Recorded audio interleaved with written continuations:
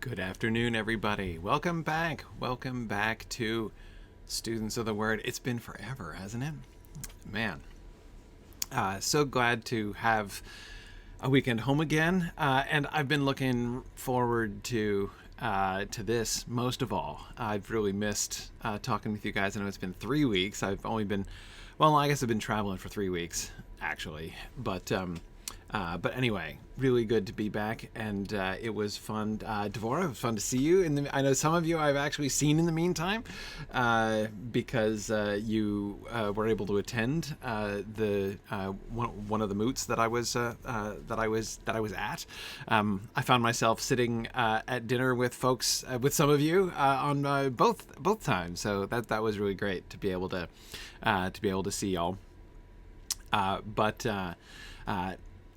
today, we are going to start the second paragraph of 1 John 1, which is really exciting. So in order to prepare ourselves to do paragraph 2 of 1 John 1, the first thing we should do, of course, is reread the first paragraph of 1 John 1 to make sure that it's fresh in our minds, especially since we've had such a long time off. My title for today is The Suspiciously Simple Message. This is a lot of buildup, right? And we've had a lot of buildup, and we've seen John has done a lot of well, I don't want to say disappointing. Well, I guess disappointing our expectations is fair. At least it seems to me like that. It's possible that my expectations are just awry, right? I mean, I can't necessarily blame it on him. But it has kind of sounded that way, hasn't it? You'll remember when we've been going through, we've seen this thing kind of coming up, right? Where things, it keeps getting pushed back a little bit, right? What was from the beginning, what we have heard, what we have seen with our eyes, what we have looked at and touched with our hands concerning the word of life, right? And we're not yet really told exactly what are all those things, nor have we had the main verb, right? But then we interrupt it, and the life was manifested, right? The life was revealed, which we have seen and testify and proclaim to you, and we have seen and testify and proclaim to you the eternal life, which was with the Father and which was manifested, which was revealed to us. What we have seen and heard, we proclaim to you also. There's our main verb, right? Like it's all been building up to the proclamation. What is the proclamation? What's he going to proclaim? But he doesn't do it, right? And instead, he doesn't proclaim, he explains why he's proclaiming, right? So that you too may have fellowship with us. And indeed, our fellowship is with the Father and with his Son, Jesus Christ. And these things we write so that our joy may be made complete. And we were looking at, last time, we were looking at the relationship between verse 3 and 4. And I was saying how that kind of, as I said at the time, gives me a Hebrew poetry vibe, right? It sort of sounds a little bit like a poetic repetition on his part, right? What we have seen and heard, we proclaim to you so that you may have fellowship with us. These things we write so that our joy may be made complete, right? There seems a kind of echoing there as he's sort of completing the statement. But of course, what has he still not done? He still hasn't proclaimed anything, right? That's the thing that we still see, right? Or that we're still sort of missing, is that he's told us that he writes these things so that our joy. Twice we get the reason, but never yet have we gotten the proclamation. We've twice referred to proclaiming, right? He says he's going to, what we have seen and heard, we proclaim to you also. And he talked about how the life was revealed, right? The Zoe, the word of life, the word, so we got the logos of Zoe, right? And the Zoe was manifested. And we have seen and testify and proclaim to you the eternal life, right? The Zoe of the ages, right? Which was with the Father and which was manifested unto us. So, revelation, proclamation has been this major theme in the first 4 verses, and yet it's been kind of sparse on the ground, right? As far as him actually revealing to us, him actually proclaiming anything to us yet. So it's been a lot of setup. And so it seems like when we get to verse 5, now finally the suspense, which has not been agonizing. I mean, 4 verses, it doesn't take that many seconds to read it all out, right?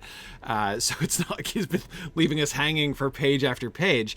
But still, there's a certain amount of suspense for him to actually write the things instead of talking about why he's writing the things, for him actually to proclaim to us what he's seen and heard, instead of explaining why he's going to proclaim it. And so verse 5 bids fair to relieve the suspense, right? Finally, to get around to saying what he is going to say. This is the message that we have heard from him and announced to you. Well, there we go. Okay, that's appealing, right? That's this here. Now we're cooking with gas, right? This is the message we have heard from him and announced to you. No more suspense. Right? No more. No, we're finally getting to it. That God is light, and in him there is no darkness at all. Okay. Right. Great. That's the announcement. That's the message. God is light, and in him there is no darkness at all. That's what we heard from him and announce unto you. Okay. All right. Does that strike you as odd? It strikes me as odd. I mean, it struck me as odd all the way through that we weren't getting the message yet. I wanted to front end load the message, but look, it's not that it's not beautiful, because it is, right? God is light, and in him there is no darkness at all. I mean, like, that's great. That's not every verse in the Bible would look great, in like cross stitch on the wall, but that would. Right? God is light, and in him there is no darkness at all. That's lovely. But after all the buildup, I expected, it's not that I need like secret intel or something. You know what I mean? But it seems really basic, doesn't it? God is light, and in him there is no darkness at all. Okay, so you're telling me something about God. So the message, the proclamation, right? This thing which we're getting, like, it's being delivered to us, this comes straight from Jesus, right? And that thing that, so like, I mean, imagine building this up in a kind of a comparable way in a modern setting, right? Imagine if, you were at a church service or something and the speaker was saying like, God has delivered a message to me today for you, and like this is, this is, a revelation of, and this message will like enable us all to become closer in fellowship together, and the message is a metaphor about God, right? I'm not saying it's deeply strange. I'm just saying it's a little bit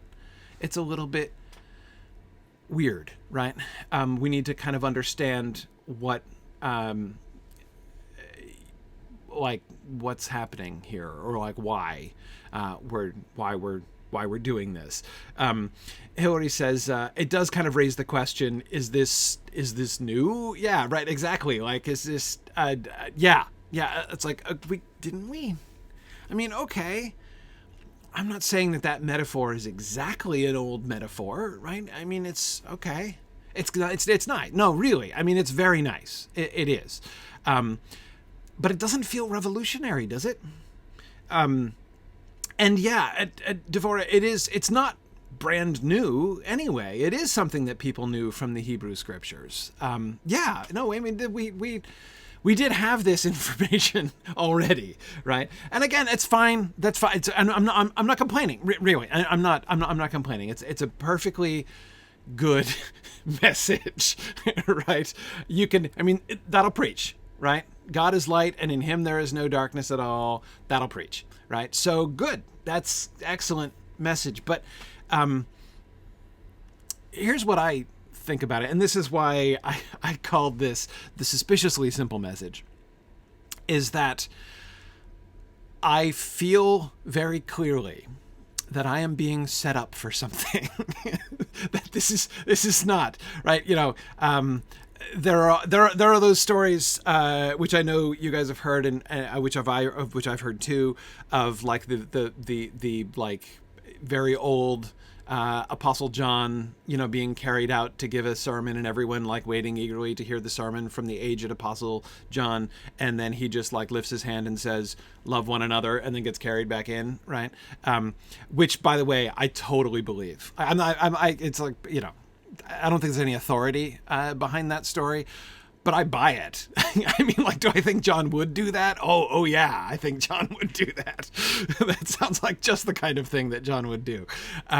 But anyway, like but it's not that kind of a message, is it?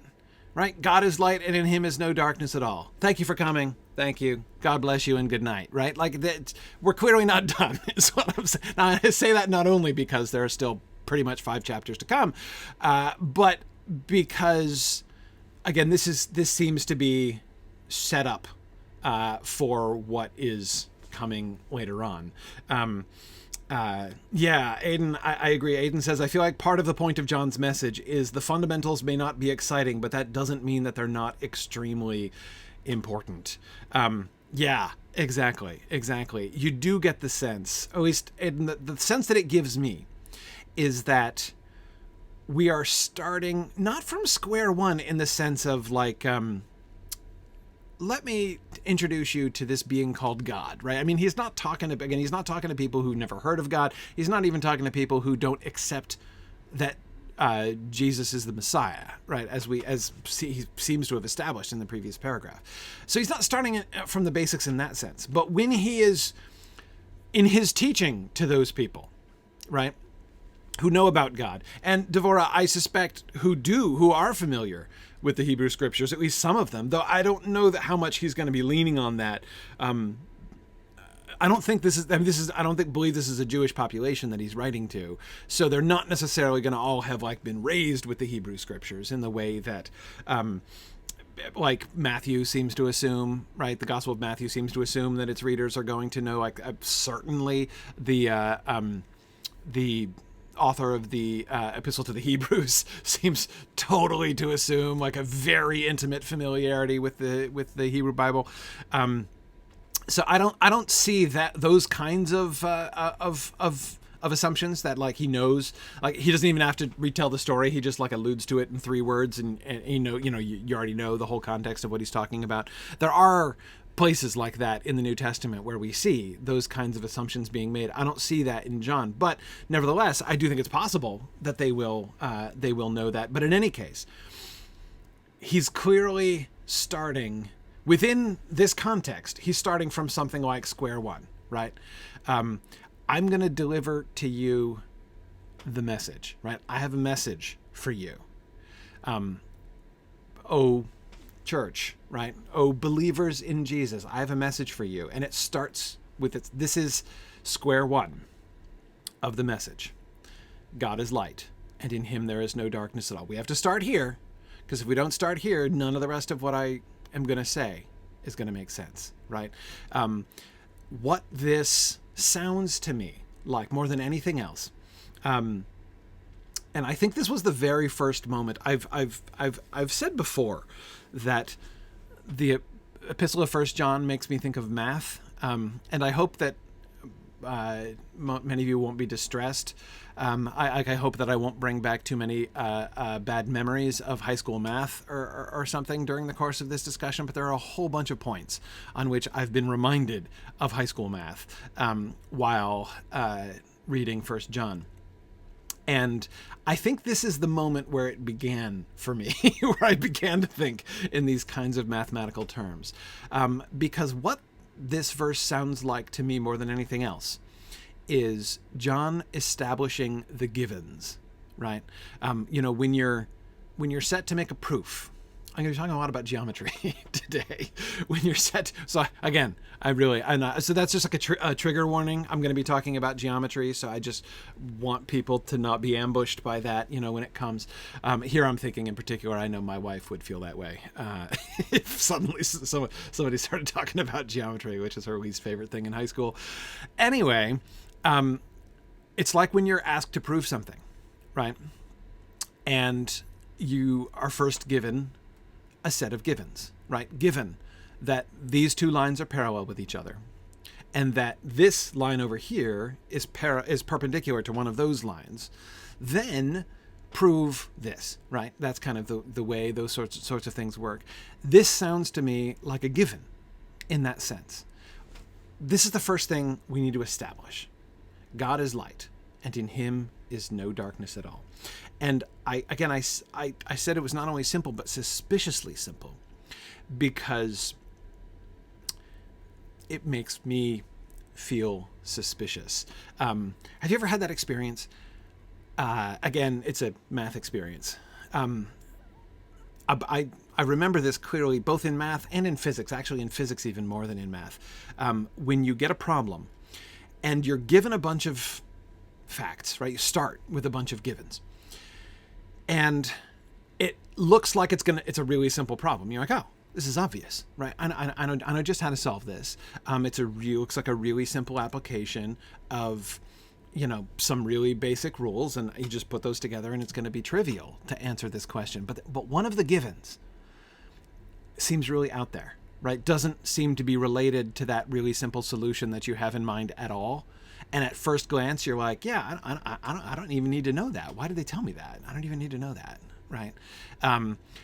Whenever I came across a problem like that, I swiftly learned to grow suspicious, right? And I was like, oh man, this is gonna be really hard, right? It looks really simple, but when I actually come to do it, there's gonna be like a step missing. Anyway, like I'm not gonna be able to do it the simple way.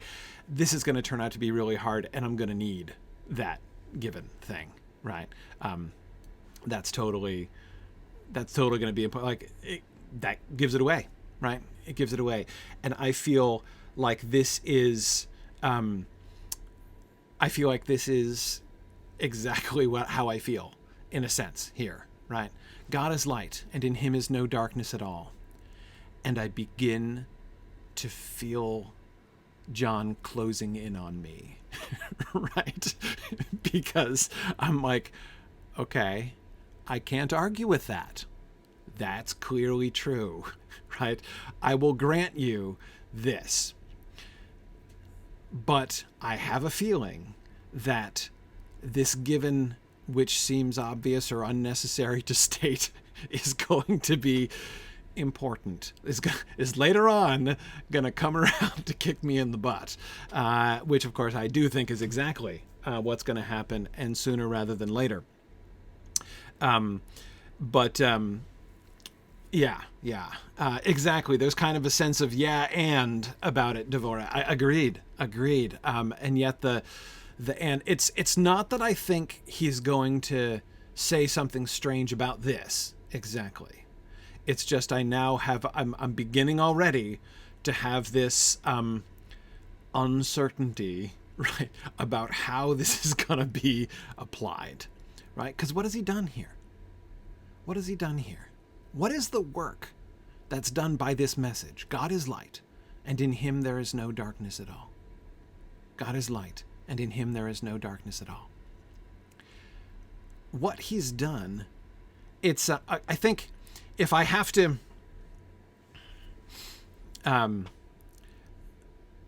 the thing that seems both most simple and most suspicious, right? Ominous in a sense. And again, I'm only saying ominous. I'm not trying to say that John is saying something bad or something, but do you see what I mean by ominous? Like, ominous, I only mean in the sense that I have the sense he's going to come around to say something that is going to make me very uncomfortable, which is certainly going to be true. Like, spoiler, John is going to say things that are going to make you really uncomfortable during the course of this epistle. And he is like setting you up for the spike right here. I mean, I am very convinced that that's what's happening. And the thing that makes me most uneasy is the phrase "at all." God is light, and in him there is no darkness at all. The message gives us a metaphor about God, but then it also sets up this contrast right? There is no darkness, none at all in him, right? There's this dichotomy, this opposition. It's a simple opposition. There is this over here, and there is that over here, and there is no likeness between them. There's a wall in between them. God is light, no darkness. Yeah. Aiden, thank you. Yeah, I was gonna look at this. Okay. Let's look at the message here for a second. Okay, God is light, right? False like photons, right? So God is light. And okay, so explain about the negative construction here, Aiden, because I'm not sure that I want to make sure I get it. And darkness in him not is none. So we've got a thing happening here.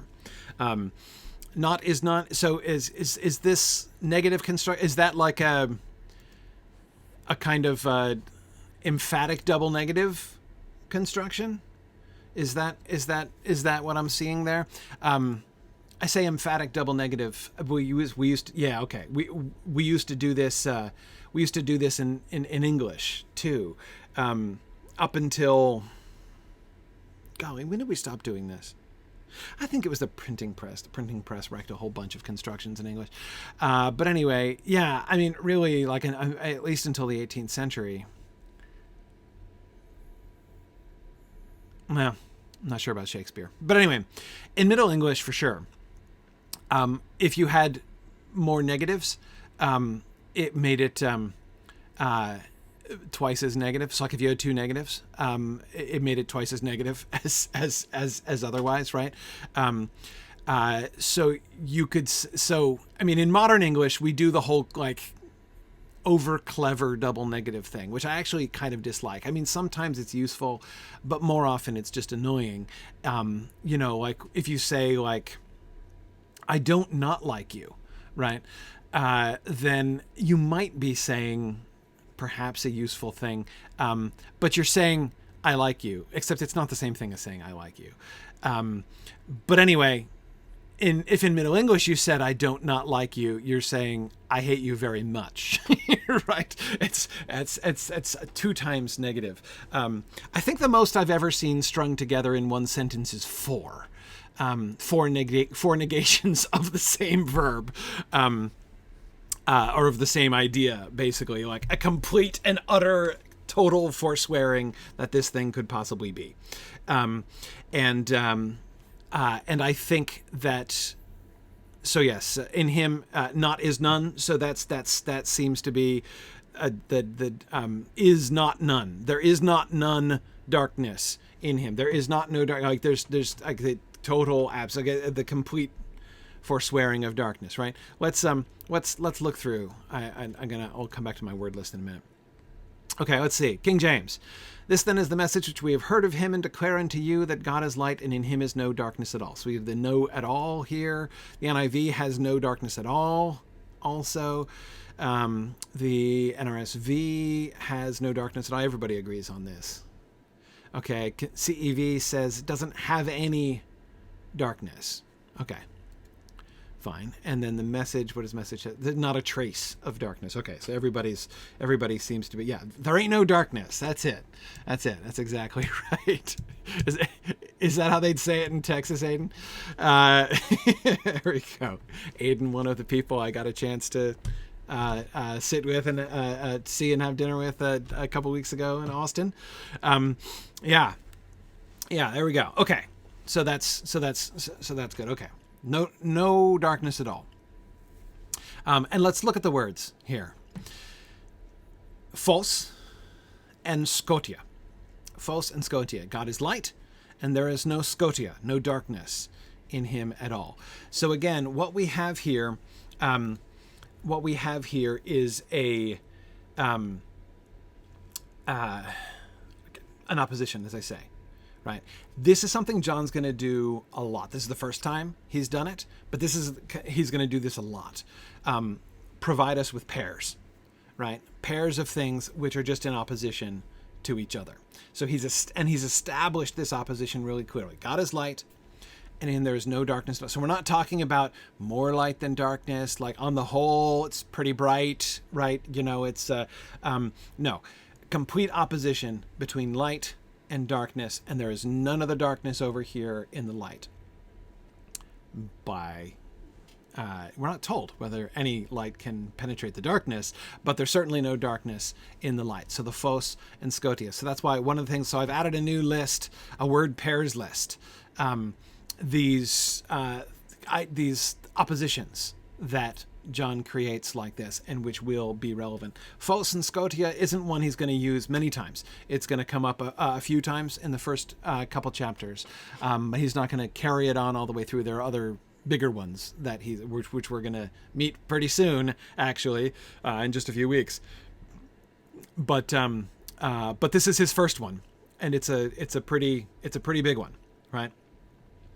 And Jeremy, you are absolutely right. Light and darkness should also have us thinking about Genesis. It sure should, shouldn't it? Especially since we had that. We've been talking a couple times about recollections of Genesis, right? Certainly the recollection of the opening of the Gospel of John, which is a recollection of Genesis, but the arche, right, the beginning, should be getting us to think about the arche, right, about the beginning of the story, right, about Genesis 1, in the beginning. So yes, light and darkness, the division of light from darkness, right? Specifically in the Genesis account, what does God do? It's God does addition and division, right? Throughout Genesis 1, he creates light and he divides the light from the darkness. So yes, thinking about light divided from darkness, that certainly seems to be what John is doing here. That is dividing light from darkness and telling us that God is light and there is no darkness in him at all. Now let's think more about that metaphor. What is the metaphor? First of all, of course, note that it's a metaphor and not a simile, right? And I know that seems like a really pedantic English teacher thing to say,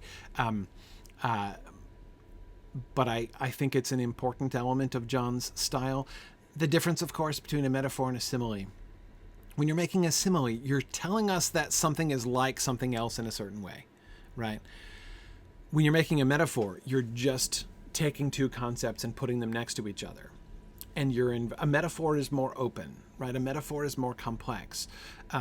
Open, I say, because you're really kind of leaving the reader to make connections.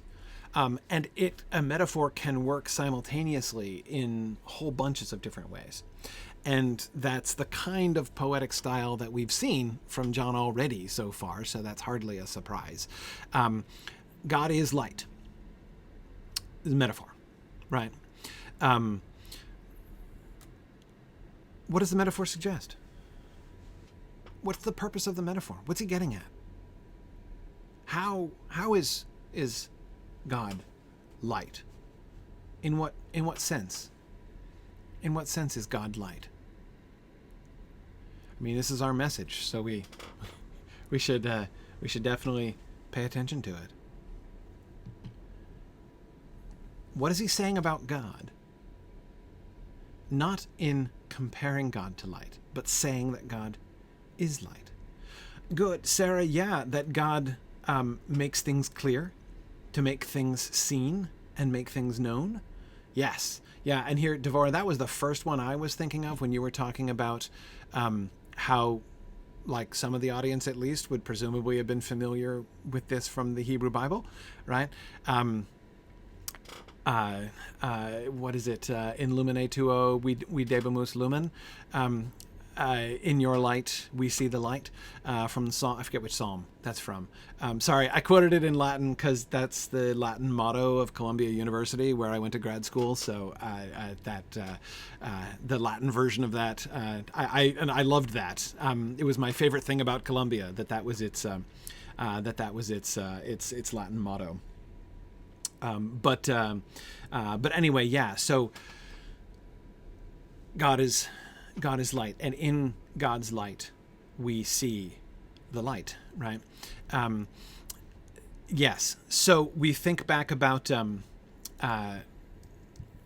you look back, Sarah, at what we have already been looking at, right? What does God do in the first verse? Reveals, manifests, and the life, the Zoe, was manifested, and we have seen it, and testify and proclaim to you the eternal life, which was with the Father and which was manifested to us. So the life is with the Father to begin, and then what does the Father do, right? What does God do? God manifests it, right, to us. God reveals it. So that act of revelation, twice repeated, right? Manifested, revealed, same word, right?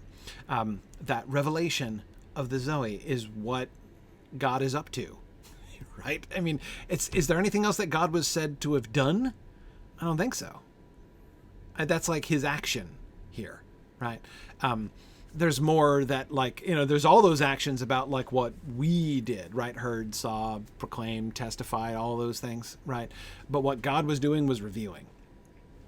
So that certainly, Sarah, I agree, is very light-like, right? So God is light in the sense of, like, what does he do? He reveals things, right? He reveals things. Yeah. Yeah. Good. Light is what makes life possible. Yeah, I agree. Yeah, this is true in like lots of both literal and metaphorical ways, right? You think of the coming of the dawn. You think of the, the day coming, and warmth and sunlight, and the light of the sun nourishing the plants and things, right? I kind of doubt that there would be. I'm trying to think of what the word light would convey, the idea of light would convey to, pre-industrial civilization. You know what I mean? That is, my first thought when I hear the word light is I think of turning on the lights, right? I'm surrounded by light here in my dark basement, right now. I can still see the daylight if I crane my head to my one little window. But that's what I primarily think of, right? Or like, oh, this is bad light or whatever. I need more light, or turn up the lights or whatever. Turn on another light. But of course, in a pre-mechanized society, the sun is very predominantly what they would have thought of, right? There are other sources of light, candles and fires and things, but those are rather poor substitutes, right? So I do have to think that, the warmth and life-giving light of the sun would have been an idea that totally permeates the sentence, God is light, for people who don't have like any other source of light, right? Yeah. And Rachel, you're right. They certainly would have understood what pitch dark was in ways that most modern people do not. Yes. Agreed. Yeah. And I think about, it makes me think about the sun even more when I think about the opposition that he's making. God is light, and in him there is no darkness at all, right? This is another reason why I think the sun is almost certainly the dominant image that we have here.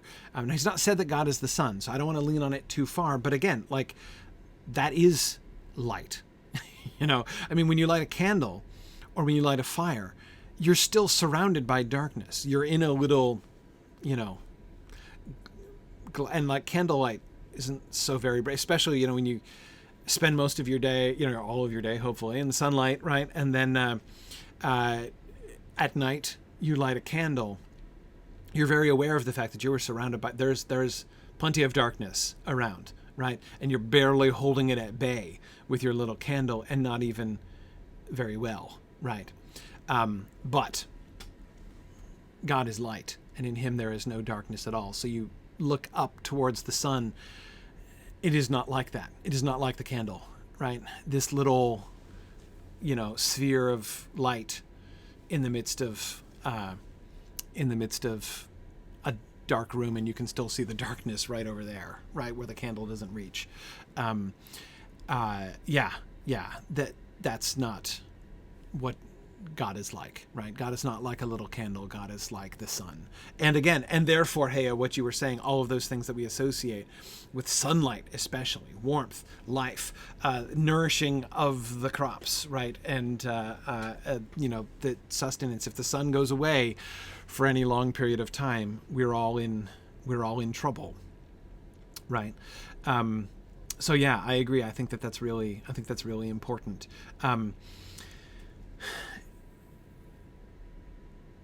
Good.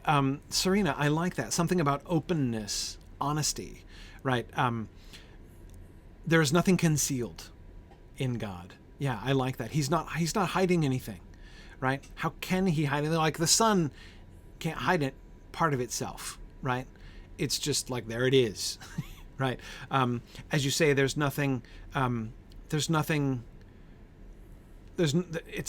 it's not keeping the light, the pure light. It's not keeping any secrets, right?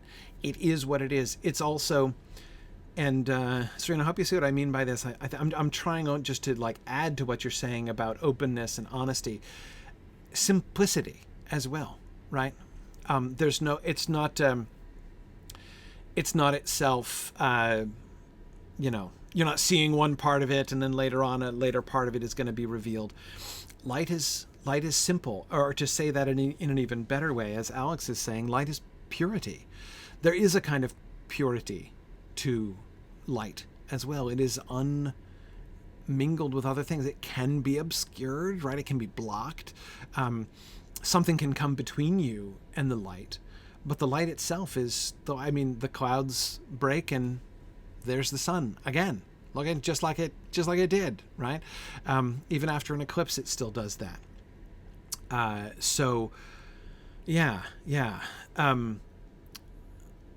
Purity, and therefore also goodness. The association between light and goodness, I agree, I think is important. And yeah, Aidan says the goodness is bright metaphor comes from the fact that darkness is a very convenient situation to do evil in. In contrast, God is on full display. He has nothing to hide. Right. And also reveals, right, anything anybody else might be trying to do and conceal in the darkness, right? And of course we get that kind of language back in the Gospel of John very quickly, right? About those who don't like the light because their own deeds are evil, right? And they're trying to keep them concealed. They don't want them revealed.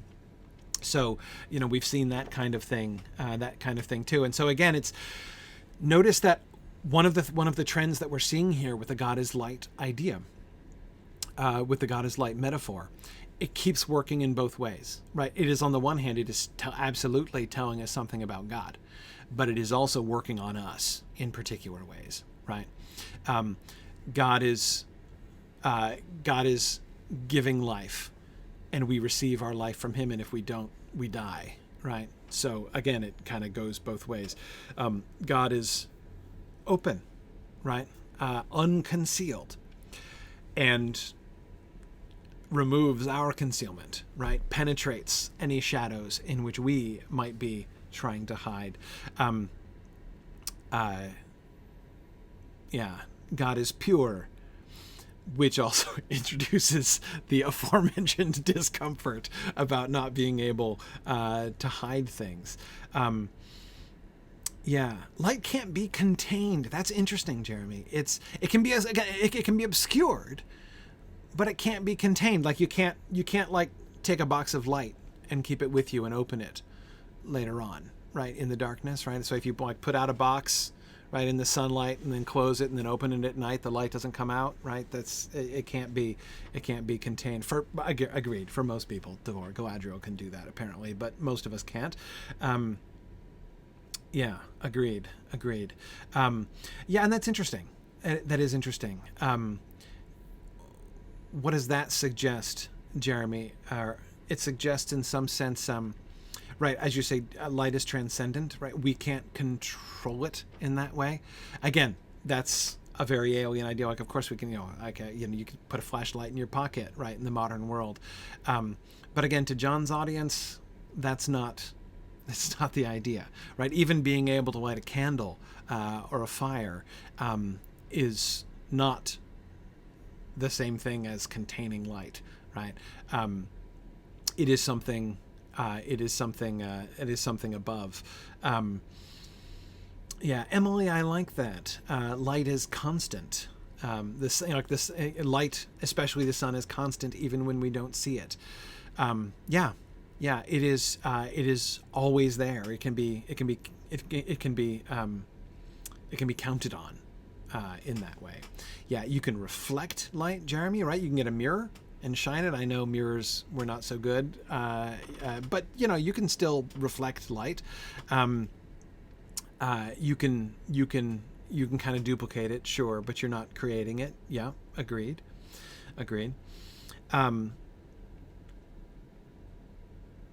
Yeah.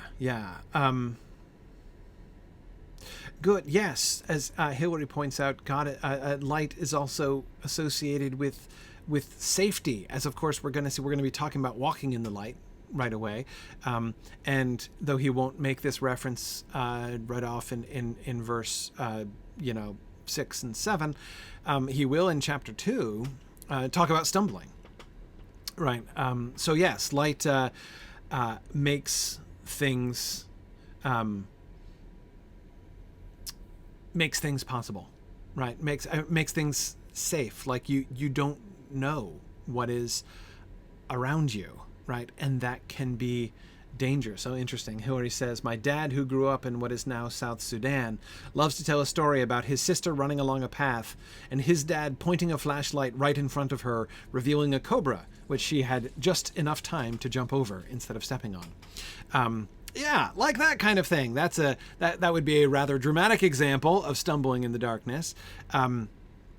But yes, our surroundings being revealed to us, not only in the sense of giving life, like the nurturing of crops and things, but also of preserving life as well, enabling us to.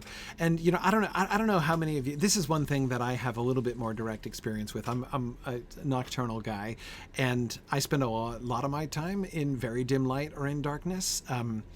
I often don't bother to turn on lights, and so it's but it is funny. I am aware often of the fact when I'm kind of going around very carefully, very slowly, right, trying not to bump into things, being careful lest something have been left in a place where I'm not expecting it and I'm going to trip over it or something, compared to the simple confidence with which you can walk, right, when you can see around you, when the light is there. And so, yeah, I'm sometimes struck by the sort of contrast, right, of the cautiousness, right, of movements in the darkness compared to, the swiftness and confidence of movement in the light. And so, yes, you're right, Alex. In that way, light is akin to knowledge, while darkness is ignorance. Yeah, we can kind of think about the metaphor in that way as well. It reveals all things, right? Yeah. And Serena, I agree. I think that's important too. Serena says, at the same time, light is also mysterious. We still don't really know what it's made of or how it works. And it can be extremely dangerous. Too much light blinds and even kills. Yeah. I mean, you can blind yourself by staring at the sun. That's never a good idea, right? Again, I'm thinking, still trying to think, especially from like a first century perspective. But yeah, even they would know that you're going to hurt yourself if you stare straight at the sun.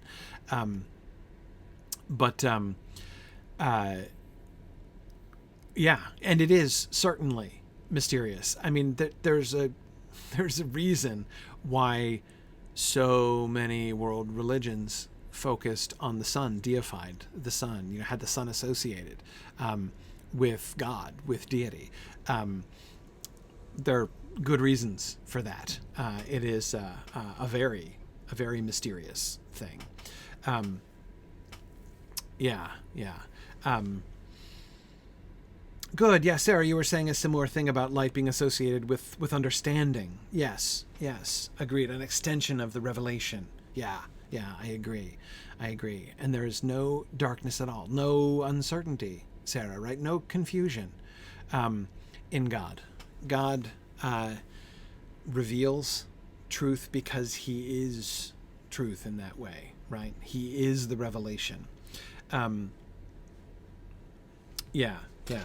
And however, that's interesting. Light sort of gives a context to everything else. Light is what makes it possible to perceive and interact with our surroundings. Yes, it is like the enabler in that way, right? It gives us, well, I was going to say gives us the power to do things, which is not quite right, but enables us to utilize. I mean, the power that we have to do things wouldn't be much good if we couldn't interact with this. Now, you can do things in the darkness. Again, I've learned to do many things in the darkness. But yeah, God is light and in him is no darkness at all. That kind of blessing, that kind of revelation is something that is, I think, he's kind of getting at here.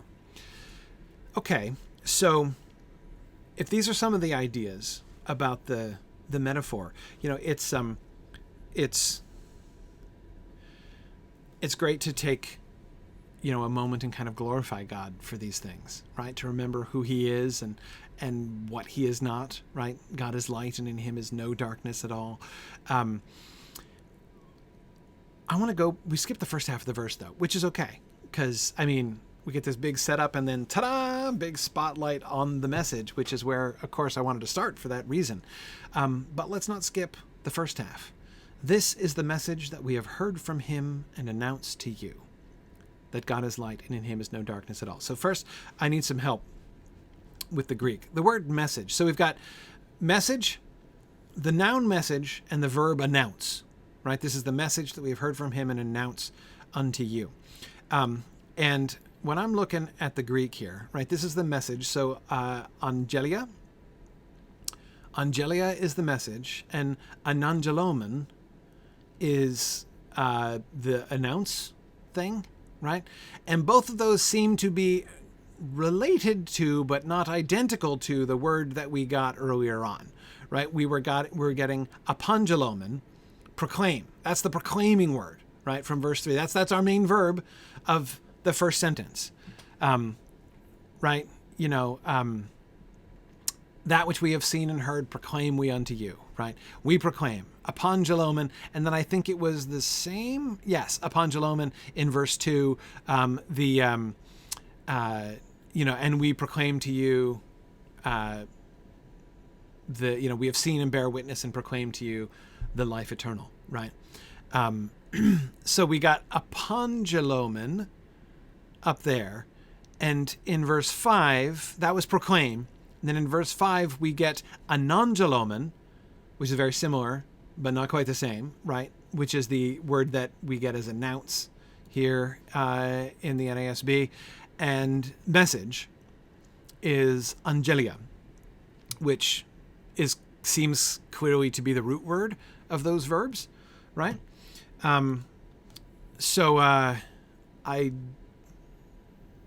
Okay, so Alex says the ap prefix is really all that's added to the earlier cases. Yeah. So it's apangelomen. So it's like the proclaiming is delivering the message, right? Apo is away from. Okay, right. So message out, right? To message it forth. That's what the prefix is putting a direction away from, right? So it's when you're sending out the message. Right? I'm picturing throwing a paper airplane, right? Okay, and then what's the anangelomen then? What's the on prefix suggest there, and how is it different from the apo prefix? Because again, it's clearly similar, but it's not quite the same. Okay. But this message, angelia, is clearly the root right? This is what we've been working up on all along, right? The proclamation that he was saying. So this is it. This is the thing, right? This is the message. This is the message that we were getting messaged to before, right? That he was going to proclaim. Okay, it's maybe Anna from on top of, up towards, throughout, maybe? Like message. Yeah. I'm not sure I'm seeing the implications, the sort of subtext of Anangelomen. Yeah. In the midst of? Among? In the midst of? So it's the difference between sending out the message, which you're doing when you're apangelomen, right? When you're, I know the omen is the first person plural ending.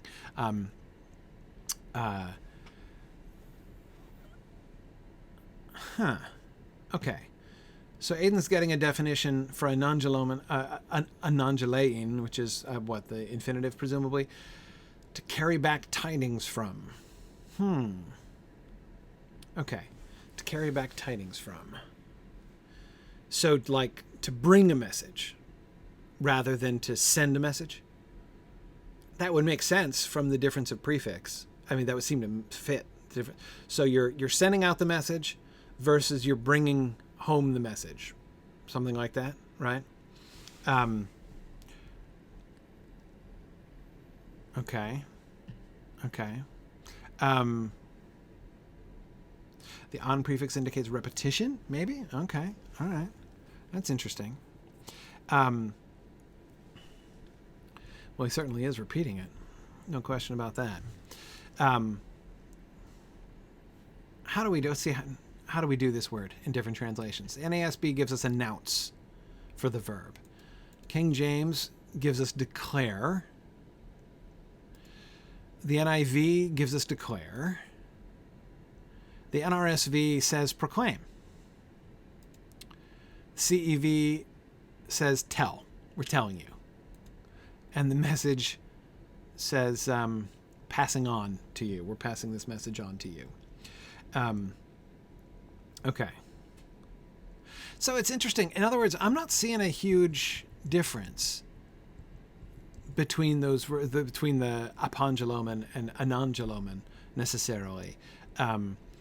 I don't know. I mean, he has shifted. Like, he's not using the same word, which we know he loves to do.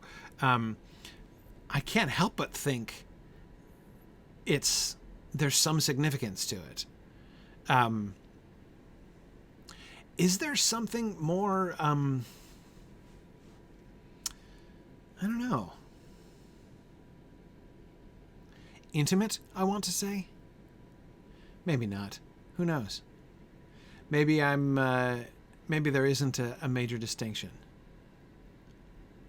And I want to make one and it isn't there, I don't know. Between apangelomen and anangelomen.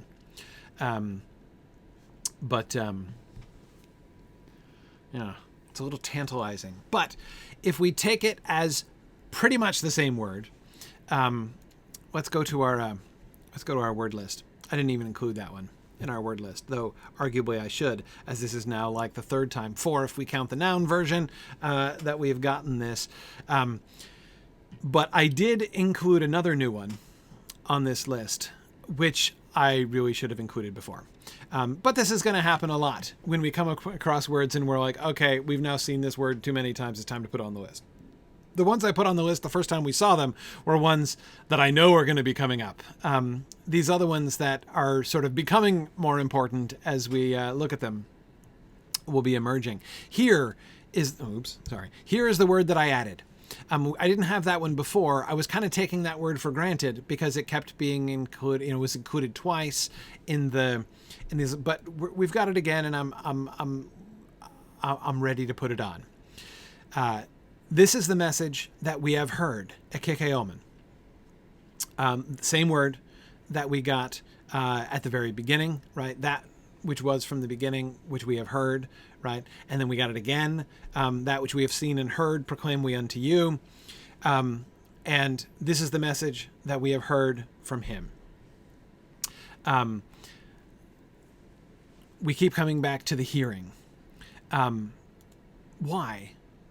What's interesting about that? So one of the things, when we go back to the first 4 verses, I think that there's something that we,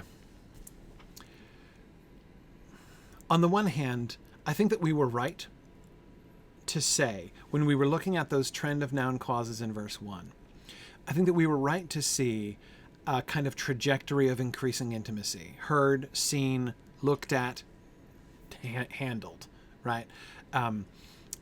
Approaching closeness, approaching levels of attention, intimacy of contact. I think that was right.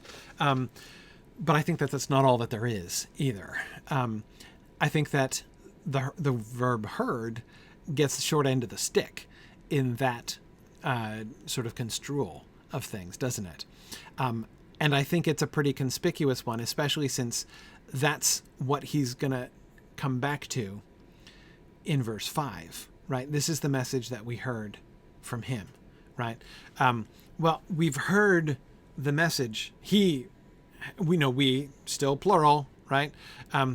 That we have heard, yep, still plural. So the message that we have heard is, of course we've heard it, right? It's a message, right? It's words that we've heard, right? So of course he's going to say that. But isn't that rather conspicuous under the circumstances? I mean, circumstances in which we have the logos of Zoe, right? The word of life. The word of life stuff was what we were focused on at the beginning. What do you do with words? You hear them, right? Hearing, think of, again, I'm not trying to undermine what we were seeing before. I think that's there, that increasing intimacy and everything. But if we focused on just hearing for a second, when you're talking about hearing words, that becomes a really powerful metaphor, doesn't it? When the Logos is the Son of God himself, right? Is the, when it is the Word that was made flesh and dwelt among us. There is a sense in which hearing the message, right? Hearing the message from him is like a recapitulation of the incarnation itself, right? If the divine word is made flesh and dwells among us, when his words, when his message enter our ears, right, and our hearts, again, the word is made flesh and dwells within us, right, within our hearts. That is powerful, right? That's a really, really, and so there's a sense in which, again, I'm not going back on what we said before. I think it's totally there, that increasing trend of intimacy concerning the word of life stuff. But that hearing is pretty important from the start, right? We have heard the word. And once you've read the Gospel of John, you can't ever hear that phrase again, right? Have you heard the word? To receive the word. This is the message that we have heard from him, from the word. The word's own words, the word's own message that we have heard and that we are announcing to you so that you can hear it. And of course, that message is about seeing. So exactly, Sarah, as you say, to hear the word of life and see the light of life. Yes, we've got both of these, both the the sight and hearing metaphors, or images working at the same time, right? So you've got this emphasis on hearing the message from him, the word, and that message is about the light of life, right? God is light, and in him there is no darkness at all. And of course, we should remember that back in verse 3, what we have seen and heard, we proclaim to you also, right? We had the pairing of the seeing and the hearing not just in the list at the beginning, but at an equal pairing there. What we have seen and heard, we proclaim to you.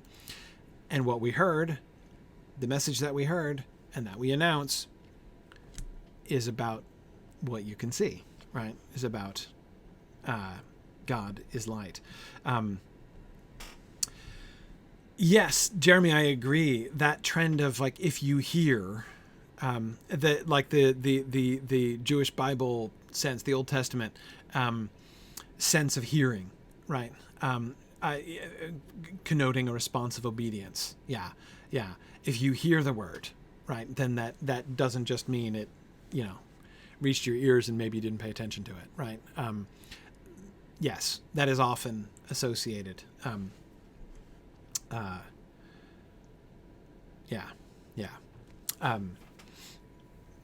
If you have ears to hear. Okay.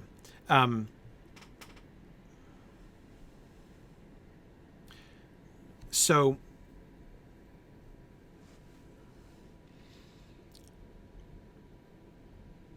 I'm tempted to go on and see what's coming. Shall we start verse 6? That'd be fun, right?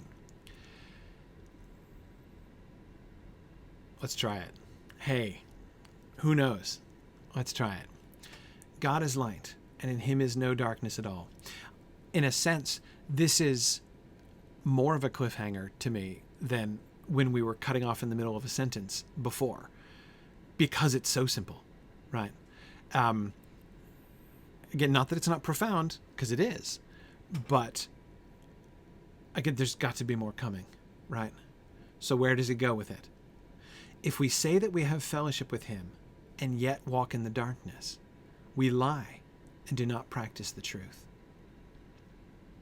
If we say that we have fellowship with him and yet walk in darkness, we lie and do not practice the truth. Oh man, I knew it was coming. I knew verse 5 was a trap, right? God is light, and in him is no darkness at all. So, whoa, what happened there? Sorry, I hit a button, apparently. God is light, and in him is no darkness at all. Therefore, right? And John doesn't say therefore very much. Paul is very fond of the word therefore. John doesn't use therefore very much. He just ambushes us instead of drawing attention to the conclusion, right? How is this the given that he gave us in verse 5 to be applied? If God is light and there is no darkness at all in him, then if we say we have fellowship with him but walk in darkness, we're obviously lying. Yeah. Ouch. Light and darkness again, right? Thinking about all of the things that the light means. What does it mean to walk in the darkness? If we have fellowship with him, koinonia, our important word again, right? We're totally, let's see, right, darkness in him not is none. There it is, yep. So remember how our fellowship was with the Father and his Son, Jesus Christ? Right? So yeah, we have fellowship, but that's okay. Like, that was also established a couple verses back, right? And that was very comforting. It was very nice. I talked about John kind of burying the lead in a sense. Like, that seemed like, hey, like, you have fellowship with God and his Son, Jesus Christ. So Jesus is Christ. Jesus is the Messiah. Jesus is the Son of God and the Messiah.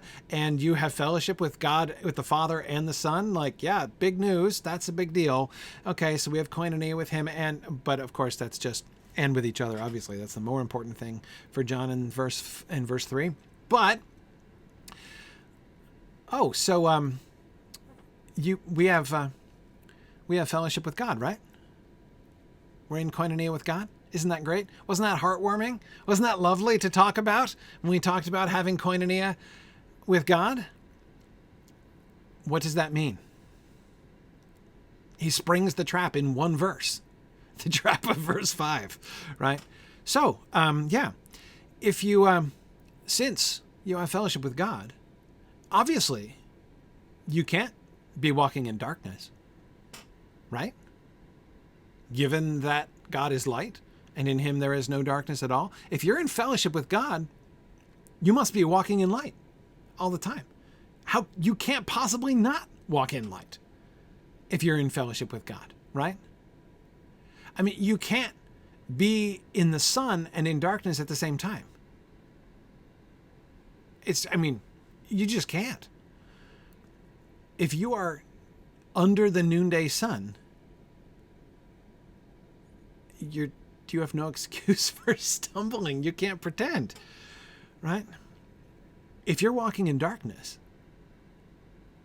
you're lying if you say you have fellowship with God.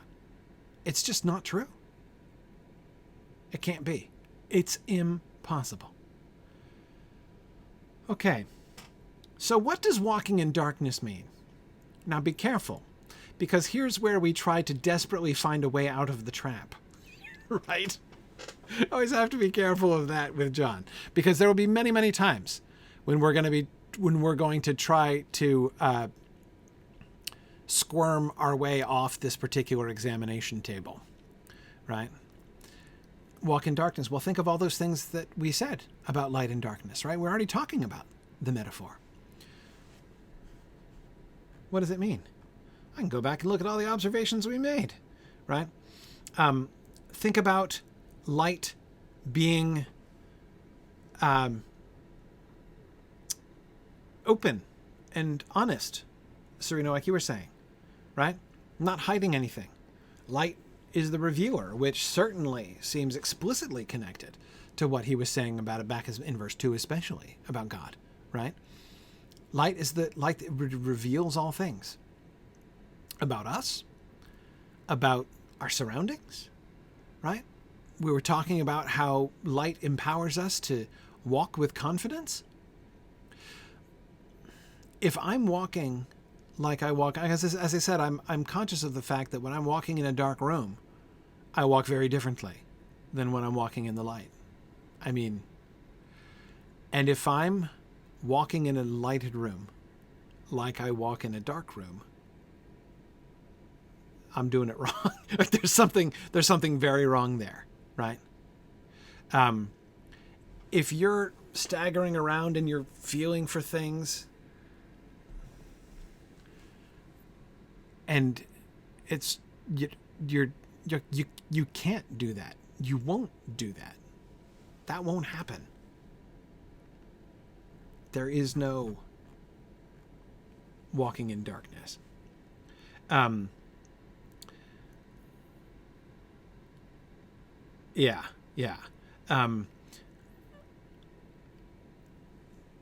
remember, light is life and goodness and purity, as well as we were discussing before.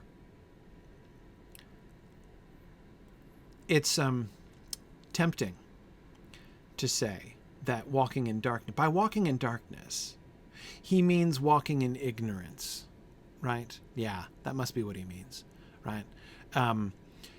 It must be talking about how we interact with the things around us, stumbling, things like that. Dangers like the cobra, right? There could be things that we might not see, so we should, In other words, okay, right, got it. If we say that we have fellowship with him and yet walk in the darkness, we lie and do not practice the truth. So, okay, if we trip, we have nobody to blame but ourselves. Yeah, that's good. That makes me feel better. That feels like a way out of the trap, right? If we trip and fall, we have nobody to blame but ourselves, right? God has revealed all the, we're in bright light, but if we walk as in the darkness, if we stumble like we would have in the darkness, it wouldn't have been our fault, right? There's nothing we can do. We're, powerless to not stumble over things and stuff or like whatever, but in the light, so we have to be you know, yeah, no, no, no, I don't think so. I don't think so. Light and darkness is clearly, felt clear at the time. It was also about life and death. It was also about good and evil, right? God is light, and in him is no darkness at all. God is good, and there is no evil in him. God is goodness, right? There is no badness in him either. Clearly, if we're walking in darkness, we're not walking in God's light, right? We are to walk in darkness means to be walking, working evil ourselves, right? If our own deeds are evil, as the Gospel of John says, right? If that remains true, we're lying and do not practice the truth. God is light, and in him is no darkness at all. Oh man, see the trap? If we have fellowship with him, if we have koinonia, if we're joined with him, then we cannot walk in the darkness. It's not possible. There is no darkness at all in God. He is light. And so therefore,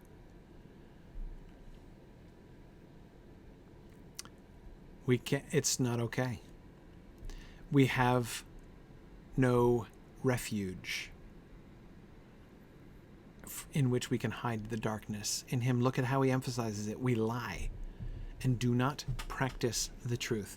Let's go to the Greek there. We lie, pseudomathia, and do not practice the truth. Aletheon. Yeah. Aletheon. Probably one of the top 3 most important words in this whole book, I'd say. And this is another pairing. I didn't put it on my pairs list yet because I didn't know that we get to verse 6. But this pairing, lying and the truth. Pseudo, right? Pseudomathia, pseudomatha, and aletheon.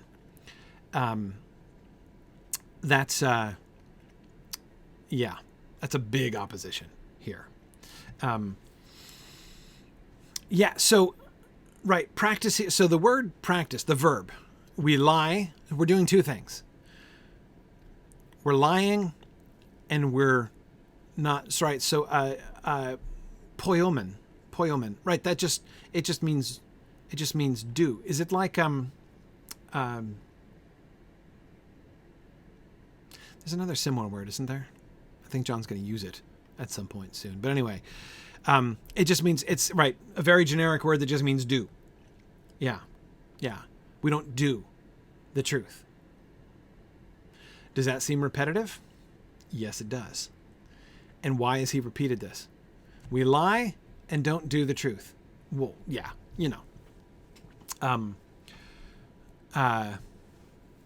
sure. If you lie, you're not telling the truth. That goes without saying, doesn't it? Not to John, apparently. We lie and do not practice the truth. The NASB has really drawn it out. Do not practice, right? In order to emphasize that word, right? And I can see why they did that, because the word do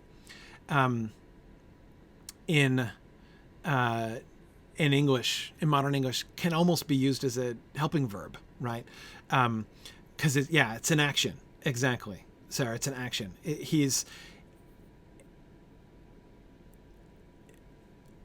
Notice, therefore, the pairing isn't quite what we expected, right? We lie and don't tell the truth, I would have thought would be the obvious pairing, right?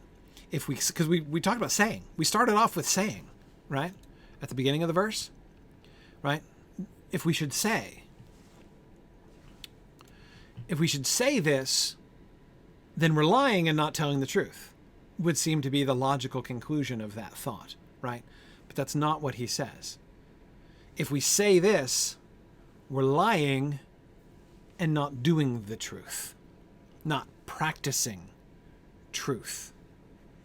And this, I think, so yeah, he's clearly reinforcing the opposite. That would be why to say it again. If he just said, we lie and do not tell the truth, it would be a mere repetition for emphasis, right? We lie and do not tell the truth. But he doesn't just repeat, he does repeat it, but he doesn't just repeat it. He changes the verb, right? Now, certainly, lying is a way of not practicing truth, right? Not practicing truthfulness. Yeah, now you could say in a sense, Devorah, not being true, but I think that's almost actually like the word, I'm forgetting how to pronounce it. What was that word? Poimen. Poimen, that word, that's about action. It's about doing, making things, doing something, making something happen. So in other words, Devorah, it's talking explicitly about our actions and not about our identities, right? It's not about who you are. It's about what you're doing. It's about what you're doing. And what you're doing is walking in darkness. If you're walking in darkness, if that's what you're doing, then you are lying and you're not doing the truth. To do the truth is to walk in the light, to have fellowship with him, to walk in fellowship with him. There's something that it's this. So this is definitely about our doings, what we do, and why it seems really clear to me, deeply, uncomfortably clear, that walking in the darkness is a metaphor for our actions, for our sinful and corrupt actions. If we do things that are darkness, that are not of God, because God is light, and there is no darkness in him, and no darkness comes from him either, right? What comes from him? Light comes from him. And if we are not reflecting that light in our walk, if we are not full of his light as we walk, if we are not surrounded and illuminated by his light as we walk, then if we say we have fellowship with him, we lie and we're not doing the truth. We're not practicing the truth. Yeah, Jeremy, I agree. By saying practice, he's talking about our lying in deed and not just in word. Yeah, our saying we have fellowship with him becomes a lie. It becomes a lie. But the actions, right? The actions of walking in the darkness, that's also not doing the truth. Because truth and light are the opposite sides of this pairing here, right? Light, darkness, truth, lies.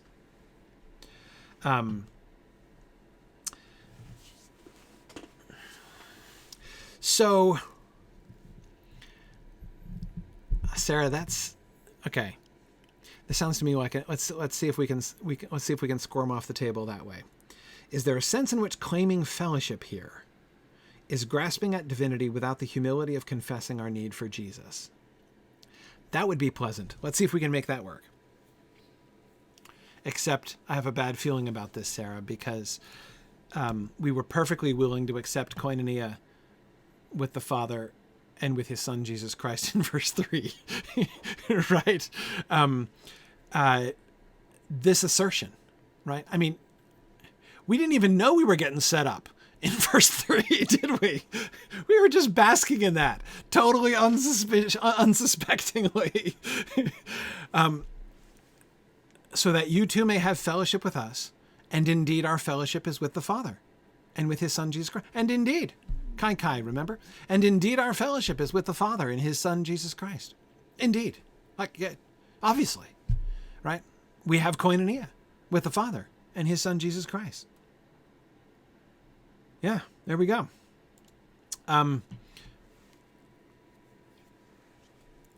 So he just said we have fellowship with him, right?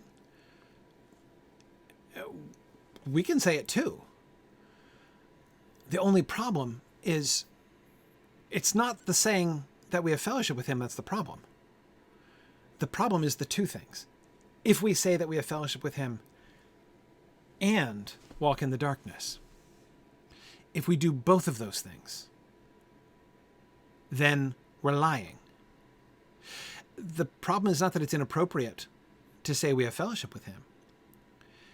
We're claiming an impossibility. I mean, how I read this is that John is saying, if you say you have fellowship with Jesus and you are walking in sin, it's exactly as if you're saying, I'm swimming and I'm perfectly dry. Right? I mean, it's just, you can say it. You can say it. But you are proving yourself a liar by the act of saying it. It's not like no evidence needs to be brought against you. Right? I mean, like there's like no one has to prove you're lying. If you're walking in darkness and saying you have fellowship with him, you can't. Right? I mean, it's the kind of, like, that's why God is light, no darkness at all. It's like saying, I'm full and hungry at the same time. Like I'm wet and dry at the same time. Like, I mean, it's just a simple contradiction. He has made the moral life into a simple contradiction in terms, right? You can't say it. It makes no sense. It is like a pure, basic, simple, logical contradiction. And I think that the repetition, we lie and do not the truth, gets at both things, right? What are the problems here? If we say that we have fellowship with him and yet walk in darkness, well, you've got two problems, right? You've got two problems here. Problem number one, that thing you just said is a lie. Problem number two, you're walking in darkness. That's also a problem, right? We lie and do not practice the truth. What you're doing isn't the truth, right? Yeah, Alex, I think we are going to get around to adding poyo, practicing, to our word list. Yeah, I think I agree that is important. Yeah.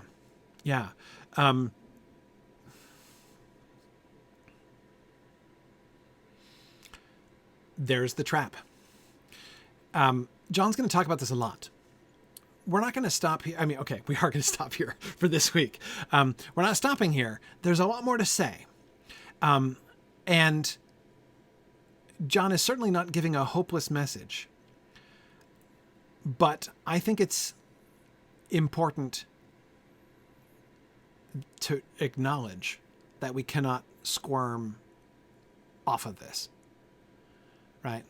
John laid a very effective trap and we're caught in it. If God is light and there is no darkness in him at all, then it is a lie. It is simply cannot be true to say that we have fellowship with him and yet walk in darkness. You cannot possibly have it both ways. It is an utter contradiction. And that is going to be a foundation on which John is going to be building a lot over the course of the book. And this is, I think, the fundamental thing that creeps people out about 1 John. People don't know how to deal with this, right? People don't want to deal with this.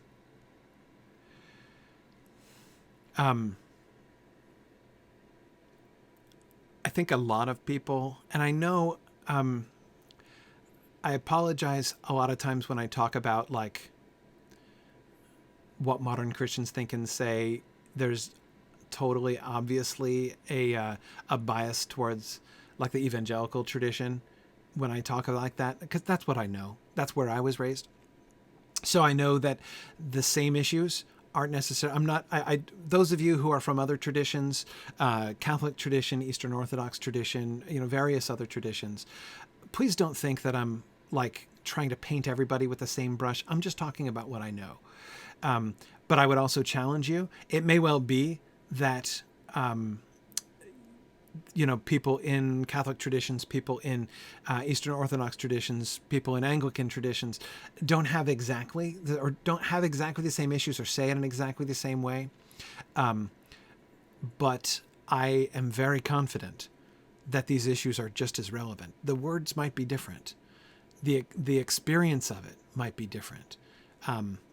But from the outside, it is not my experience that other traditions of modern Christianity don't have issues with this. So,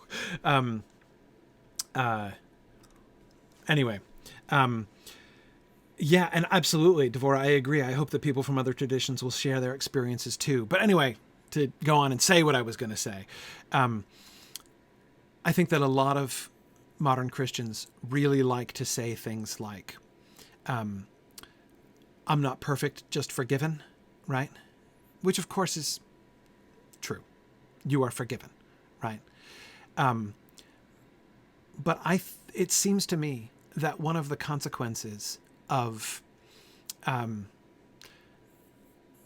the emphasis on the forgiveness of sins, which has been especially dominant in the evangelical tradition. I'm not saying the forgiveness of sins isn't important, though I do say that that's certainly not anything like the entirety of the gospel that Jesus was preaching throughout what we can see in the four gospels. That wasn't, when Jesus comes into a town, he doesn't say, hey, everybody, I'm peddling the forgiveness of sins. That's not what he said. He did forgive people's sins, but in the context of his actual message, right? His actual good news, which was that the kingdom of God has come. That is the gospel, right? Look at what he says. That's what he says all the time, right? Anyway, one of the consequences of the massive attention that so many Christians place on the forgiveness of sins is that sinning is okay, right? Not necessarily in the full Pauline sense of like, let us sin so that grace may abound. But sometimes a little bit like that, right? It's okay if you're a sinner because Jesus forgives you. This is true, right? But John has something else to say about this, right? It is okay that you were a sinner, right? Yes, you've been forgiven. Yes, you've been brought into the light. Now, you have koinonia with the Father and his Son, Jesus Christ. Now what? Right? Now what? Remember, we've been talking about that since the beginning. This seems to be, I think this is the core of what 1 John is about, right? You've been forgiven. You've been accepted. You now have koinonia with the Father and his Son, Jesus Christ. Now what? Now what? And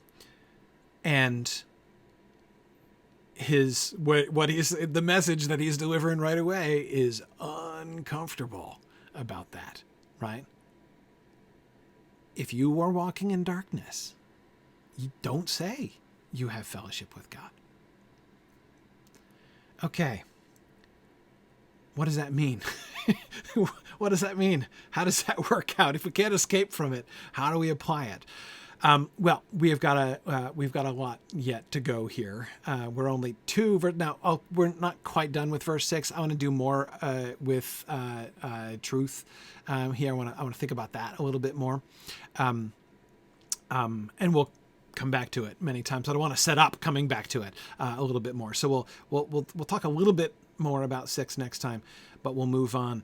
And of course, in verse 7, we're going to hear him describe what not lying looks like, right? What happens. So anyway,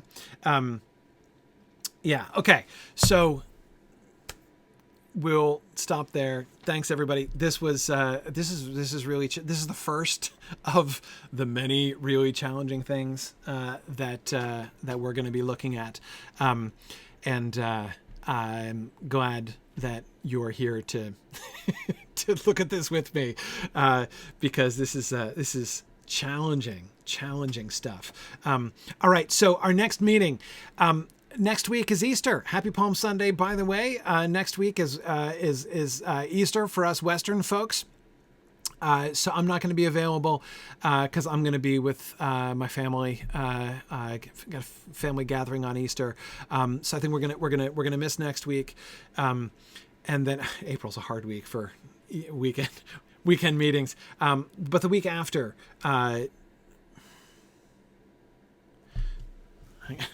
As he says this, he has a sudden surge of doubt. Oh no, it's not true. Oh my goodness. Yeah. Yep. No, in fact, I'll be away with my family the week after that. Doggone it, I completely forgot about that. Well, here's the good news. The good news is I'll be back on May 1st. So, sadly, 2 more weeks. I'm glad we squeezed in 2 verses here today. That was good, considering it's the only meeting we're going to have for like in a 5-week stretch or whatever. Yeah. So no meeting next week for Easter. No meeting the week after that because I'll be traveling with my family. But I will be back the week after. So it'll be May 1st. May 1st, and we'll be back again. So sorry for the manifold delays and things here. During March and April, but May and June should be better. Should be, according to my calendar, May and June should be substantially better. Thanks. I also apologize. I know there are some people I haven't been able to add to the Slack channel yet, but I will get to that. I promise. I've been traveling and it's been a crazy several weeks, so I've been behind on a bunch of things, but I will make sure to add folks who haven't been added, and we will get back to discussing some things. There's a lot to talk about here, so look forward to getting back into that. Anyway, thanks everybody, and I will see you guys in 3 weeks.